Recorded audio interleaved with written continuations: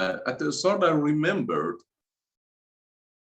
that I was blessed with precision in work and idealism in results. These skills mixed together and became a beautiful state of mind to reach the best results, not considering the time assumption or cost benefit.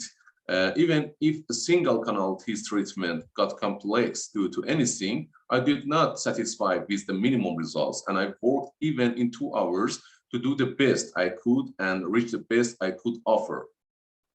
I also, for training my inner endodontists, use various information sources, such as books, YouTube videos, and also in-person courses, or even observation of endodontists who were open and let me observe their practice. One of the greatest sources for me was Instagram. Continuously observing the great works of endodontists on Instagram made me familiar with procedures and how my RCTs should look at the end.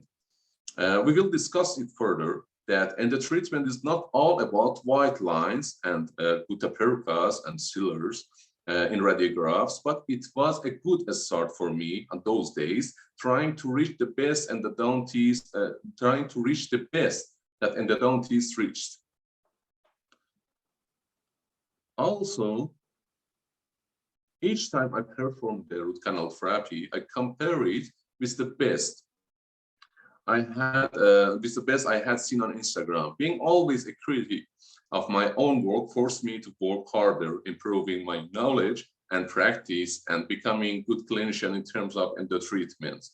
Nowadays, I am really good with endo treatments, not telling about myself, but it is the words that my patients and also my other colleagues referred me with that. So at the second step, I had to work and take lots of practices on extracted teeth and also learning from various information sources to reach my inner endodontist. Also, at the final steps, I started with following the basic principles, which I'm going to discuss it with you. I have to declare that I am simply a general dentist, and the following methods and protocols we are going to discuss are just my selections from reference books, academic lectures, and expert endodontist opinions. So the application of these methods in your practice is a personal choice, and your patient safety and treatment are your responsibility and your responsibility only. So I started with basic principles. We are not going to reinvent the wheel, just paying careful attention to the well-established concepts is more than enough, and we will deliver the best results that we want. The first step is anesthesia. For a good, comfortable, and successful treatment, good anesthesia, which continues into the entire treatment duration, is necessary. Creating a good local anesthesia will take the stress out of endo treatment and allow you to practice the best of your skills and techniques. Even you learned lots of techniques and use the best instruments and best materials.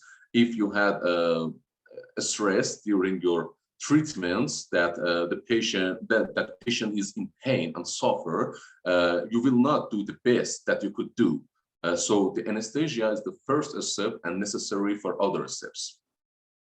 The panic and stress of the patient from the injection are a burden in itself. Imagine if the patient still is in pain after passing the anesthesia marathon. This will not allow you to perform the various stages of endo treatment in a proper and sufficient manner. The result of working in a condition where the patient is in pain will be nothing but an unhappy patient, a tired and miserable doctor, poorly cleaned canals, poor obturation, and finally, failure of the treatment.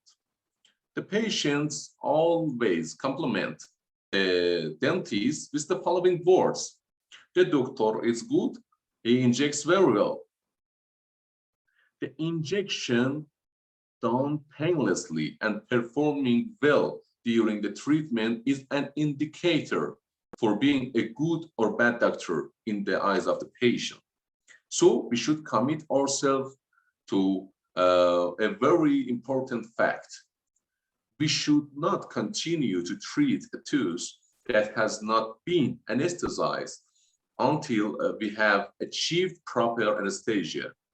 Let's consider this is a principle.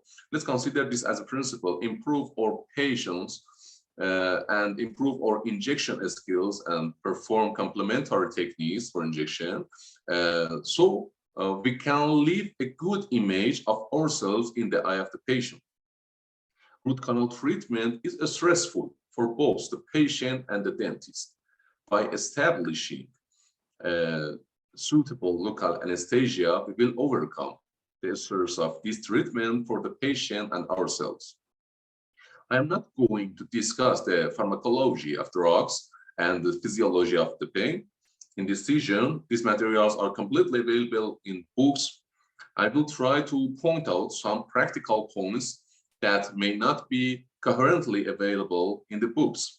First, we will start with the teeth, and I will say some points about each one. Also, please excuse me for lack of proper images on my slides. I ran out of time.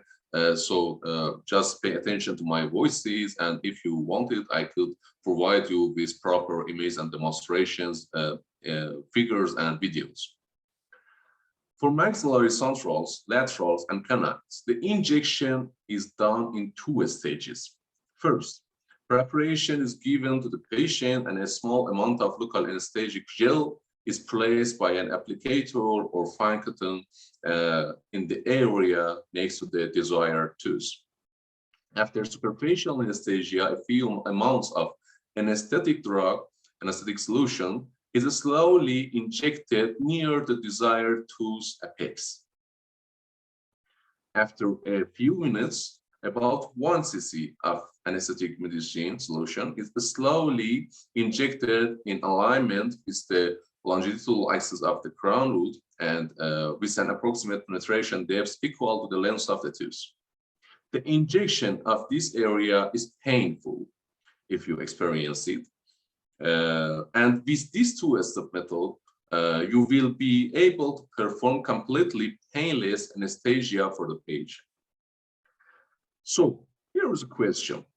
Why does this tooth sometimes feel numb? The reason why that these two central laterals and canines sometimes feel numb, sometimes doesn't get anesthetized. The reason is very simple.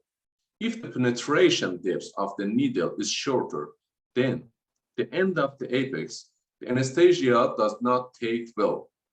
It is necessary to inject the anesthetic drug, anesthetic solution, well around the apex of the tooth, and it is enough to slightly increase the depth of injection penetration based on the approximate length of the tooth to reach the desired anesthesia. For the maxillary first premolars, usually it is not well anesthetized by injecting infiltrate.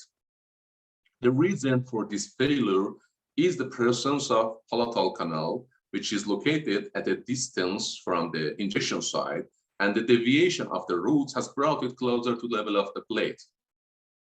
Therefore, injecting a few drops of anesthetic solution along the approximate length of the apex in the palatal mucosa can be very effective. This injection is very painful. Give the patient mental preparation. Choose the place and put pressure for a few seconds with a handle of the mirror or a swab. And as soon as the area is under pressure, insert the needle and drain only a few drops slowly. Be careful, just a few drops, because if you inject too much in palatal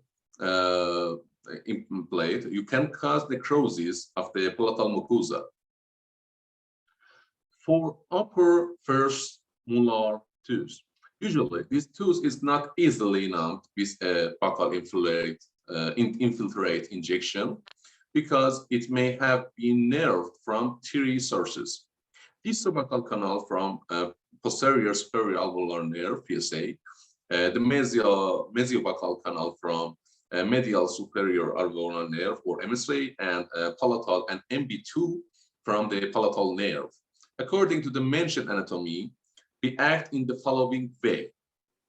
First, one buccal infiltrate injection in the alignment of the longitudinal axis of the tooth, one buccal infiltrate injection a little more mesial than the tooth, and one palatal infiltrate injection in the approximate alignment of the palatal apex with few drops. These three injections create a very good anesthesia for upper first molar. For lower central and lateral teeth, these teeth are numbed by the injection of buccal infiltrate due to the presence of nutritional holes in the buccal bone. In order to perform an injection and anesthesia without pain, a two-step method, as mentioned before, is recommended. Pay attention to the penetration depth of the needle in proportion to the length of the root. If the injection is higher than the apex, the tooth will probably not be numb. If you are unsuccessful in getting anesthesia, you can get help from mental injection for lower central and laterals. For lower canine tooth, numbness of this tooth is not obtainable through infiltration due to the presence of dense bone. These tools can be numbed in two ways. First, mental injection, and two, inferior alveolar injection. For the lower first premolar tooth, this tooth is well numbed by mental injection. The mental foramen is usually located in the distal port of the fourth tooth and between the roots of the fourth and the fifth tooth. Due to the painfulness of this injection site, a two-stage injection, as mentioned before, is recommended. For lower molars, one of the major problems during root canal treatment is the failure to obtain anesthesia for lower molar teeth. Reasons of the failure for mandibular block is anxiety and the fear of the patient, sometimes lateral innervation and accessory nerves, type of anesthetic solution, volume of the anesthetic, and also inflammatory condition of the nerve trunk. So for these cases, if we could we could not get a proper anesthesia with low inferior mandibular block, we use interpulpal injection. The interpulpal injection used as a last resort to anesthetize the vital tooth. We have not succeeded in anesthetizing.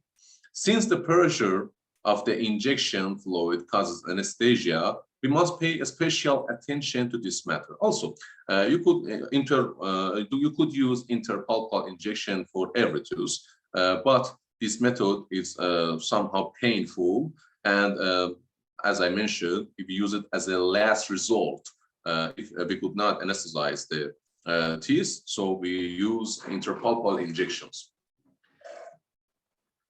A very important factor is not to inject the injection solution in the interpulpal method to the outside of the tooth. Therefore, when we inject, we cutting the hole to establish, we preparing an access cavity to establish a path for the needle tip to enter.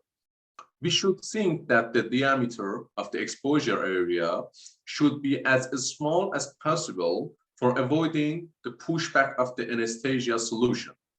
By injecting a very small amount of anesthesia solution, the entire pulp system will be numb and anesthetized. So we use it as a last resort and use it to anesthetize teeth that we are not successful to anesthetize with routine protocols. The next step after creating a very good and deep and proper anesthesia is isolation of the tooth. You all know professors and lecturers talked about it. Isolation in endo includes correct and appropriate application of rubber dam, which is the standard method. In some cases, like asthma patients and other, etc., we have contraindication for using rubber dam, but this is the standard protocol, and you have to use it in every endodontic treatment. So try to use it if you are not using it now. And after some practices and some experiences, you will use to it, and it will get more easy to use rubber dam for endodontic treatments. I say to some of my colleagues that may not use it and use cottons and other things to isolate the tooth. It's not a proper isolation, and I will discuss it further why and how. The most important advantage of the rubber dam is prevention of swallowing and aspiration of the equipment and materials. Simply, we all may experience it that some instruments and some material loosened from our hands and dropped back of the mouth of the patient, and causing coughs and anxiety and stress, and what we should do now. So simply using rubber dam may prevent this issue. Other benefits of the rubber dam is establishing an isolated environment so saliva cannot enter the teeth, and the irrigation materials such as sodium hypochlorite cannot get out of the access cavity and enter the mouth, causing lots of problem for the patient. Establishing a situation that can be the highest characteristic of quality of material used, we could create an environment with using rubber dams to use the best of our practice, to use the best of our materials and instruments. And also, and finally, at last but not the least, establishing conditions which patients feel relaxed. In conclusion, rubber dam provides an environment where both the dentist and the patient are calm and comfortable, so the dentist can demonstrate the best of his or her skills on the tooth. Time flies, so I have to rush a little. Access cavity. The next step, the main objective of preparing an access cavity to detect the root canal orifices. I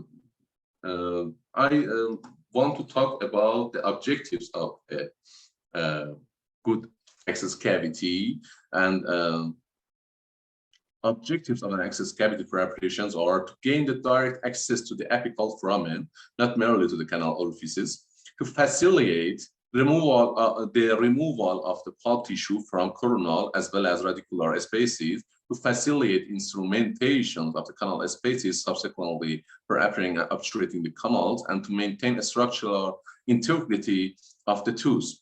Conserve as much tooth structure as possible. Let me get back to my previous slide. Here you could see some of novel access cavity preparations, and traditional one is in the left, and you could see the more novel access cavity preparations methods in the right. So here is the fact. You use the access cavity that you are more comfortable with. If you want more field of view, and you think that this field of view will help you to do RCTs and endo treatments in a better way, do it. Do not limit and restrict yourself to I have to preserve as much as possible, and use some we say truss access cavities, these truss access cavities or matchstick access cavities, very minimal invasive access cavities to endodontic treatment of the tooth. This may preserve lots of tooth structure, but will cause, with lack of skills and experiences, will cause not good endodontic treatment and root canal therapy. So you may save the tooth crown, but you will ruin the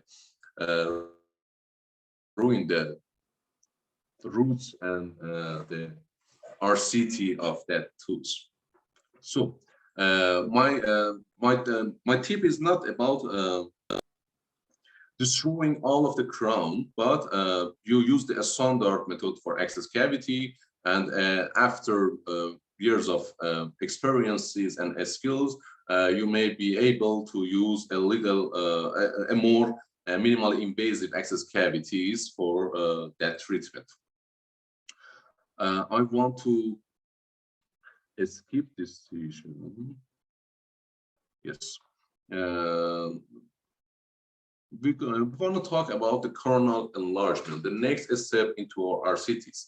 By doing the previous steps, we now have a well-anesthetized, well-isolated tooth with good access cavity, which provides us the best field of view to detect orifices. Now we should deal with the pulp and root canal system. First of all, enlarge the coronal part of the canal. First, it will remove lots of coronal pulp tissues, which causes a stop in bleeding in vital cases, and provide you a better view through the pulp chamber. Second, it provides you with coronally enlarged canals, which avoid increased stress and pressure on your instruments and avoid separated instrument and file fractures.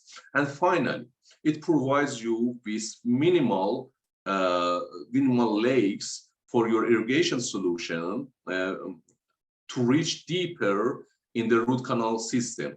And as we will discuss it further, the main goal is to irrigate it properly, to irrigate the root canal system properly, for disinfected completely and removing all of the microorganisms in the root canal system.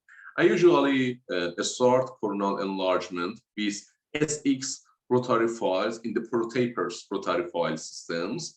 It takes lots of pulp tissues out and stop the bleeding in vital cases eventually, and we'll continue, and I will continue with number 2 piezopores with no apical pressure and just serrating teeth walls and serrating my excess cavities for direct access through the orifices. After this step, I determine my lens, my working lens. There are lots of theories and methods, but I do as follows for lens determination. I do it in 2 steps. My first lens will obtain immediately after coronal enlargement is 10 or 15 size C files with an electronic apex locators. My second lens determination is in the final steps after cleaning and shaping for revising the lens, which could differ from the first determined lens due to the changes in canal shapes by instruments. The next step is cleansing and shaping, or the tissue removal. There are various methods to cleanse and shape the root canal, which is not the topic of the current session, but I refer you to the textbooks with my choice for practice, passive crown down technique. I found this technique safe and easy with better patient satisfaction, which is a goal for our treatments. One thing that we all should remember is the great quote of the Professor Herbert Schiller, a great man and a great idol in the endodontics. He said, what you remove from the root canal is more important than what you place inside it. So it leads us to the next topic, the irrigation. I believe that the key concept for the endo treatment is active irrigation. We even clean and shape the canals for irrigation solution to reach deeper into the apical foramen. There are lots of protocols and various solutions for this cause. My method is simple and effective. Physiologic serum and 5% sodium hypochlorite. The fact is that there are no better choices to disinfect the canals than sodium hypochlorite. I use large amounts of sodium hypochlorite during each step of cleansing and shaping for both disinfection and also lubrication the canal for the better instrumentation experience. At the first step and at the final step, right before obturating the canal, I use sodium hypochlorite and activate it with sonic and sometimes ultrasonic activators for 30 seconds and rinse the canal with a large amount of physiologic serum, aka normal saline solution, and dry it with paper hose.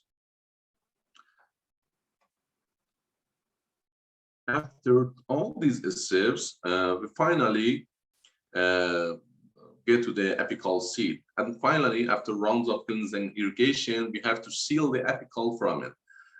You had educated to use various techniques for this matter. Again, my preferred choice is warm vertical compaction, which provides a 3D, well-compacted and dense obturation. But again, remember, the mentioned quote of the Professor Schilder, the things we remove are far more important than the things we put in. I've witnessed various cases with bad obturations, short underfill, with lots of voids, but no signs or symptoms in follow-ups. We should try our best to provide a great obturation for the apical seal, but if we did our best and the radiograph shows no great white lines, there is no need to worry. A far more important aspect rather than an apical seal, in my point of view, is a good coronal seal. Even great endo treatments fail with poor restorations. But in contrast, there are lots of not perfect root canal treatments that remained with no sign or symptom, with a good restoration that provides a coronal seal. So if the RCT took too much time, you should not hurry to restore the teeth in the same session. Take your time and do it in another time. Maybe that good restoration saved your RCT, even your RCTs was not perfect. Also, here are some few remaining tips for being a better clinician during endo treatments. First, the chief complaint of the patient. You should always pay careful attention to the chief complaint of the patient and detect the right tools and a great protocol and treatment plan for resolving that chief complaint. Consider this situation.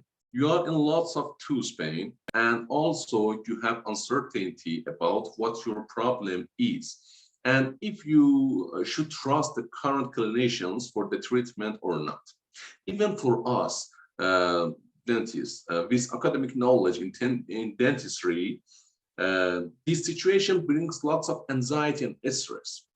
The imagination of the patient's mental condition in that situation and understanding this situation will help us to sympathize and with the patient.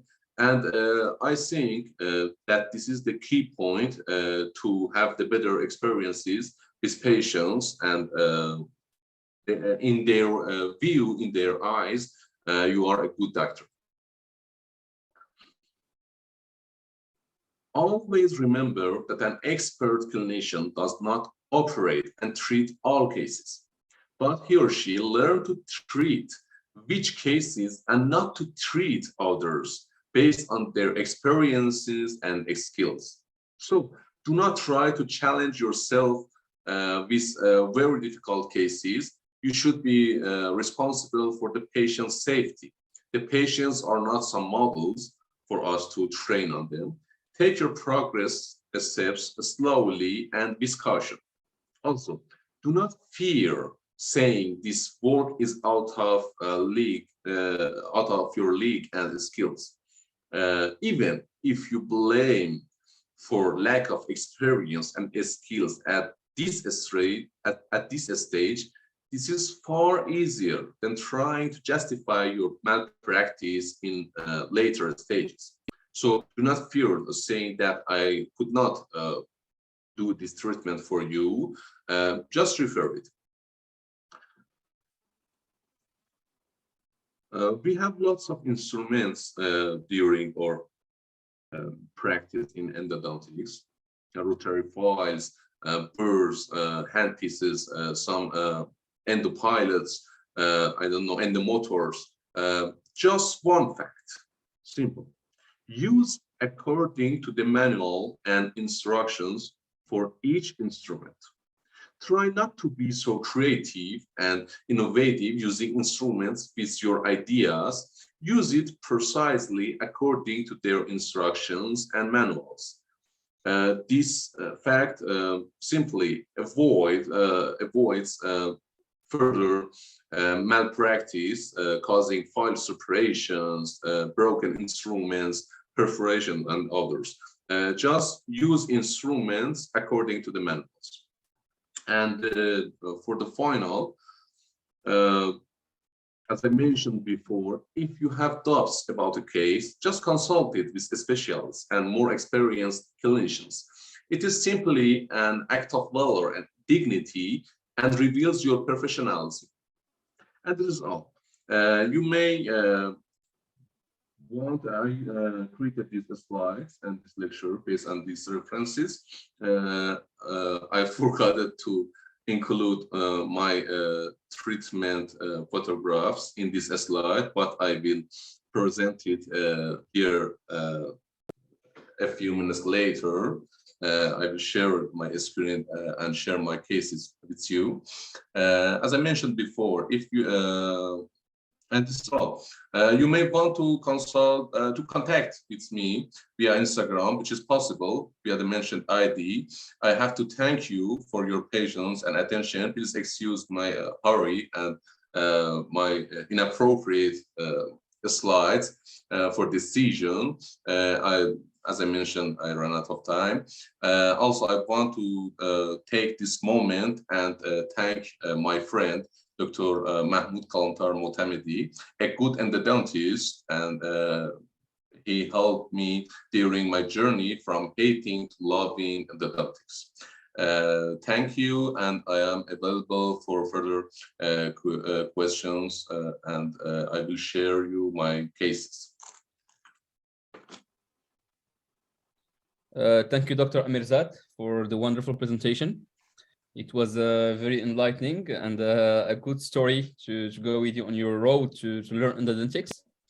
And so we will open the panel for everyone to ask their question. So if you have any question, guys, please don't hesitate. Meanwhile, I will go search the question from the formula, from the sign up formula. So I have a question here. What would you do if you break an instrument in the apex and can't take it out? First thing first, a very good question, maybe the question for all of us. The first thing first is trying to avoid the separation of the instruments. Simply 3 steps. Coronal enlargement, as I mentioned, passive crown down technique, and also using instruments according to their manual. If that rotary file or hand file manual say that it should use for maybe 3 times or 5 times, just use it in 3 times and 5 times. Do not try to be stingy and use it for 7 cases, 8 cases. I say it for my colleagues and my dear friends in some countries that we have to somehow use rotary files for several cases. Use it according to the manual, coronal enlargement and passive step-down technique will avoid broken instruments. But if the instrument broke and fractured in the apical, please do not try to be hero and doing some practice that you are not trained for. Just refer it with an appropriate referral letter to an specialist and experienced endodontist, and let he or she try to save the tooth. If you just work further and try to maybe bypassing the files or trying to remove the broken segment, it may cause lots of other problems such as zip and elbows and strip perforations and that. So yes, so no adventure, anything related to endodontics in case you're in doubt. So we have another question from Sarah Turkmani. She said, what is your opinion on point endodontics access cavities, like ninja cavities? Yes, as I said earlier, if you are suitable, if you are comfortable with comfortable with type of access cavities, and that type of access cavity is suitable for you, use it. But consider this as a fact that you have that you should have a best field of view for your endo treatment. So if that ninja access cavity or truss access cavity, as I demonstrated earlier, causing you lack of view and vision, just avoid it. Try to be traditional and old school and and make a bigger access cavity according to the to your knowledge, to have the best vision and so you could do great endo treatments. So again, no adventure. Every time. Yes, yes. Doubt, yes. If in doubt, like better to not try anything new. Yes. So I have another question here from Amirzade. I hope I pronounced it right. How can we love doing a root canal treatment with accuracy and perfection? This is more. Please repeat it again. How can we love doing a root canal treatment with accuracy and perfection? Love. So just try to enjoy the journey, and you are not destined and doomed to love the endodontic. We are doing our practices in our countries, in our cities, and the main and the major part of our practice is endo treatments. So just enjoy the journey and try to be the best of yourself. There is no rush and no force to love the endodontics. Do it routinely and usually. For me, this journey causing a great passion and great love for endodontic. But maybe for you, this journey may not reach to the love in the endodontic treatment, but you should have do it perfectly with the best of the skills that you have and the best that you could do. And the result is remains, and the result is not important. Just be the best of yourself. thank you, Dr. Amirzade. So I have another question from Murad Jardat. How often do you refer patient to a specialist, and according to what criteria? If I evaluated the patient and see that the patient is that the patient work is out of my league and skills, maybe some minimolars or parodontist teeth, which are have a very difficult and complex root canal systems, I refer to a specialist. I did not be adventurous and trying to train myself on the patient and do the best for the patient and refer it to the specialist for further considerations. But I take my steps slowly, and during my years of practice, I learned to have a lot of risk in my practice, not unpredicted risks, but I try to work the best I could do, the best work I could do for my patients. So somehow, some cases I even think that this case is difficult, I try to do it. But some cases I think that, no, this is out of my league, I try to avoid it. I see. Could you see my radiographs that I'm sharing with you? Yes, we can see it. There is a detachment in the apex. Yes, yes. In this case, it has a large periapical lesion, so it goes in the apex. As you could see, there is a Casper in the apex, and that's the ciliar puff for these cases. I want to share some other cases with you, like this case.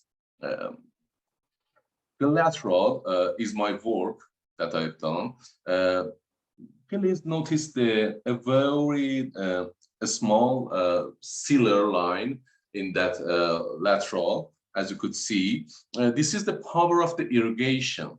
I just simply active irrigating the canal, and eventually with my obturation and after the final radiographs, I see that very narrow ciliar line that indicates a great cleansing and irrigation of this teeth. Also, I have lots of other cases I'm trying to find to share with you, such as. I have a question for you, Dr. Amirzade. For the first, yes. What's the procedure? Like, is it a retreatment in endodontics or a resection? The first one. Please repeat it again. For first. The first picture with lesion in the apical. No, not that one. This. Yes. What's the procedure to mediate this? Is it like yes? It is a retreatment. Yes. Resection. All right. Thank you. Yes. I have some more beautiful cases I'm trying to find. All right. Yes. One of my best works that I have done is this case. As you could see, this is a premolar, and I have another picture of this case. You could notice the ciliar puffs in lateral canals in the apical part of the root canal from right and left, and this is the power of the irrigation. Let me find another picture of this case. I am very sorry for not including these images in my slides. Somehow I ran out of time. Here you could see another ciliar puff from another cases.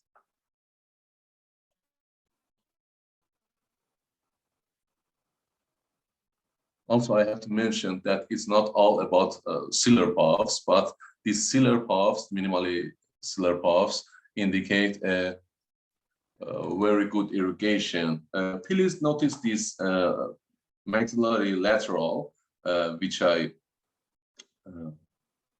worked for it, and the angulation and of the apex of this root, and a little ciliar puff at the end of the canal. I was not able to reach that deep with any gutta-perca or even using the bone vertical obturation techniques.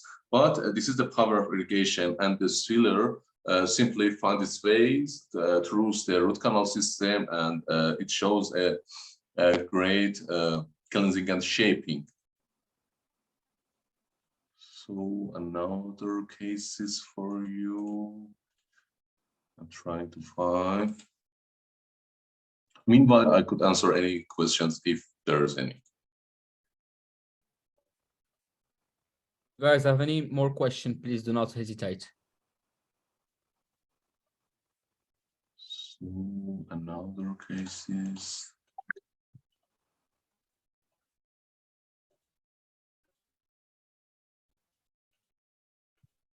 Yes, another beautiful cases. Look at this premolar and the lateral sealer path of these teeth. Also, this is another retreatment with a large apical and lateral radio apical, preapical, and lateral lesion which retreated. So you could see the sealer rounds everywhere. Let me show you another cases. Maybe this C-shape maxillary second molars. As you could see, these C-shaped canal are somehow complex and difficult to treat because there is not a straight root canal in these cases. Also, this teeth was not the second maxillary molars. It was the third maxillary molars. And the patient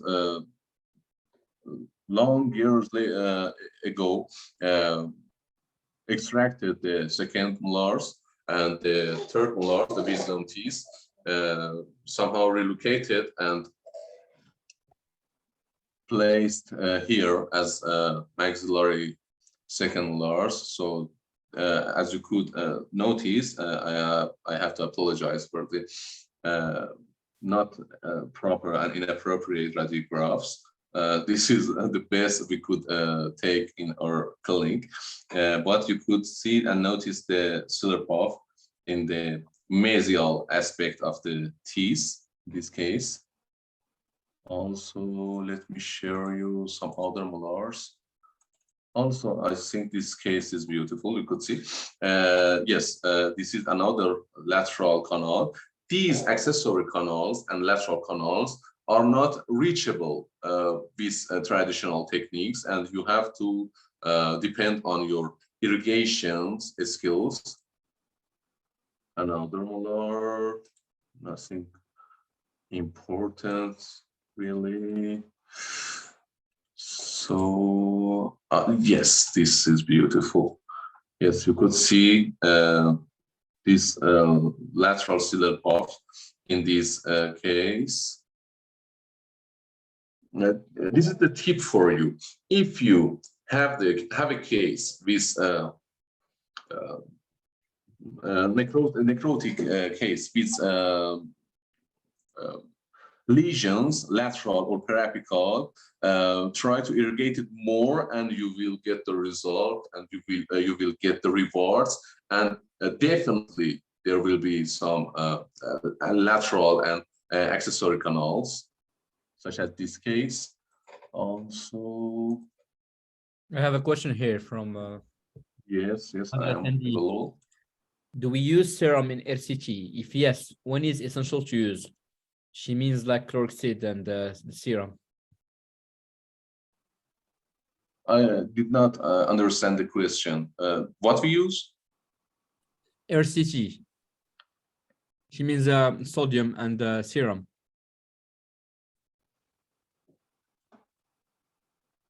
For my irrigations, I just use sodium hypochlorite, 5%, and normal saline for the rinse, just that. And I did not use any EDTA or any other solutions like chlorhexidine, etc., if this answer is appropriate for your question. Yes, I think so. Also, We have is one this last question. another lateral lesion here? You could see in the mesial roots, and it's reveals a ciliar puff here.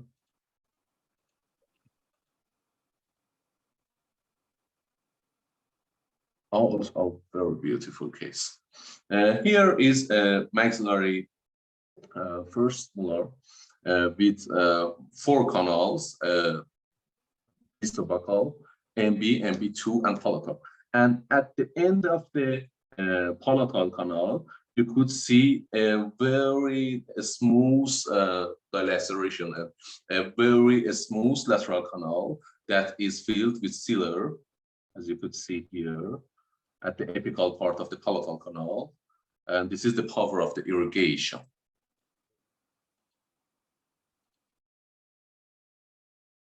Also, I think it's just that. Yeah, Dr. Mohammed, we have one last question from Bahra Abdul Jalil. He's All like, right. my question is how long does the tooth last after endo treatment? Thank you. It's definitely depends on the restoration and the residual amounts of the tooth structure. So if you treat it properly, endodontically, and create a very good RCT and endo treatment, so the further treatments like restoration or prosthodontic, such as posts, crowns, and etc., are playing their roles for lasting the tooth longer. But speaking about the endo, you have to do your best. Maybe trying to be more more minimal invasive and try to be conservative to treating the root canal, not enlarge it through a very large amounts of rotary files, and try to do it as minimally as possible for your irrigation solutions to reach deeper in the apical foramen. So if you have a great access, a great shaping, minimally invasive, it may help the teeth to preserve longer in for the patient. But as I said, it really depends on the restoration, and it is out of this season. But if you have cases that lots of tooth structure have been destroyed, please consult it with an restorative specialist or a prosthodontic specialist to see that if the tooth structure is enough for further restorations. So if the tooth structure is not enough for further restoration, do not waste your time to endodontically treat it. And these days, with advances in science and materials, it is more easy to just extract it and use dental implants rather to save a very decayed and resorbed roots in the patient's mouth for preserving, I don't know, like 6 months, 1 year. But if the consultant with the restorative specialist or prosthodontic specialist says that the tooth structure is enough for further restorations, do your best and create a very good endo treatment. All right, thank you, sir. We have one last question. We will finish with this question. When is it necessary to put crown after endo treatment? Thank you. All right, it is out of current season, but I will answer this question. Also, I have to say I am not a specialist in prosthodontics or restorative dentistry, but as a general dentist with my little knowledge, I have to say it really depends on the tooth structures. If you, for your endo treatment, create an access cavity and treated the root endodontically, and one wall is missing, so it could be restored with just simple restoration. If two walls, this is not a this is not a definite rule for your practice, but it somehow may help you. If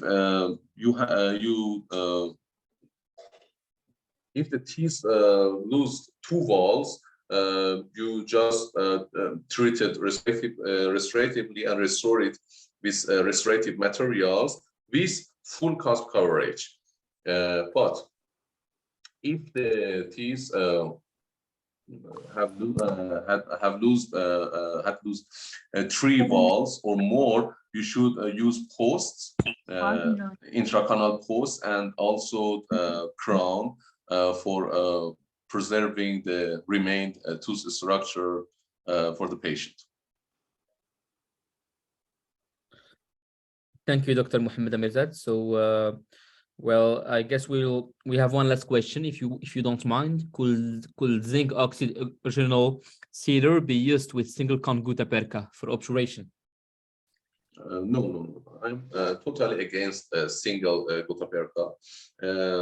Please notice that as we mentioned repeatedly during this session, the things we remove from the root canal system are far more important than the things we put in. So in this theory, just using a single gutta-perca cone with sealer is looking enough. But if we irrigated actively with a large amount of sodium hypochlorite, and if we reach deep down every accessory and lateral canals in the root canal system, as you know, the root canal is not just simply two canals that going from orifice to the apical foramen. There is like a spider webs, a root canal system in every teeth. So there are lots of accessory and lateral canals. As you could see, in this case, as here is presented, somehow I managed to reach one or two accessory and lateral canals in that system. But there are more accessory and lateral canals in every teeth. So simply using a sealer and gutta-perca maybe is not enough. But theoretically, if we talk about theory, using novel sealers such as bioceramic sealers and just a single cone gutta-perca, maybe it will be enough. Let me say you an example, talking about an example. If you completely perform the debridement of the canal and irrigate it very, very well, you even do not need to obturate it. Just seal the coronal and it is enough. Take my word. If you irrigate it perfectly and reach down to every lateral and accessory canals, there is no need for obturations. But it is the God's work, and we could not be able to reach down every accessory and lateral canal. So we should do our best, and after irrigations and shaping and again irrigation, actively irrigation, we should have a very good apical seal, as I mentioned in my slides, and perform a gold standard of obturation. The gold standard of obturation these days is continuously with one vertical compaction.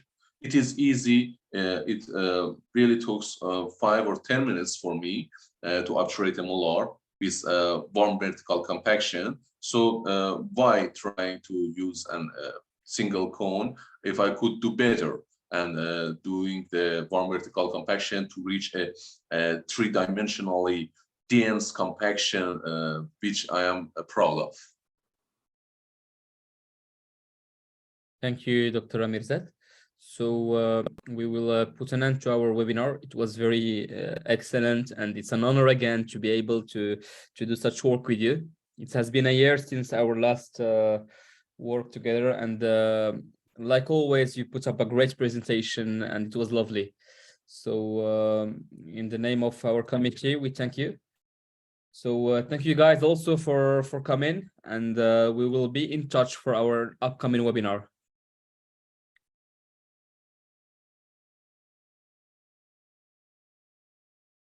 Thank you. Thank you.